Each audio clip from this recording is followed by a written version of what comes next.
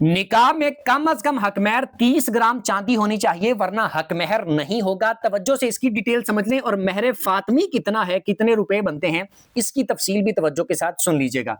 ये बात याद रखें, शरीयत में कम अज कम हक महर की मिकदार मुअय्यन है कि 10 दिरहम के बराबर हक महर होना चाहिए। 10 दिरहम या 10 दिरहम जितने रुपए के बनते हैं उतना हक महर होना चाहिए। और इसको अगर मौजूदा पैमाने में यानी ग्राम में लेके आए तो ये तकरीबन 30.618 ग्राम चांदी बनती है। या तो इतनी चांदी होनी चाहिए या फिर जितने पैसों की इतनी चांदी आती है उतने पैसे कम अज कम हक महर होना चाहिए।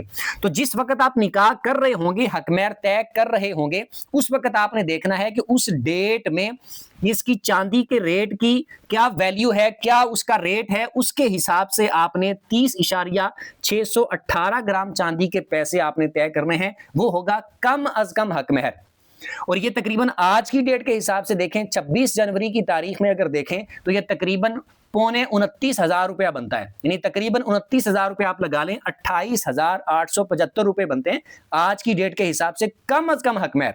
और ज्यादा की शरीयत में कोई कैद नहीं, आप चाहे 10 अरब रुपया रख लें, 10 खरब रुपया रख लें, उसकी कोई कैद नहीं है, आपकी मर्जी है ज्यादा जितना रखना है, कम अज कम इतना जरूरी है। अब बाज लोग जब निकाह हो रहा होता है तो उनसे पूछा जाए कि कितना हक महर लिखना है तो वो बोलते हैं कि महर फातमी लिख लें। हो सकता है उनको पता ही ना हो कि महर फातमी कितना था। तो महर फातमी 131 तोले और 3 माशे ये बनता है। यानी चांदी बनती है 131 तोला चांदी और 3 माशे साथ, यानी 131 तोले और 3 माशे चांदी, ये महर फातमी था। और इसकी अगर आज की डेट के हिसाब से 26 जनवरी 2026 के हिसाब से इसका अगर रेट चेक किया जाए तो ये तकरीबन 14,41,000 रुपया बनेगा महर फातमी के हिसाब से।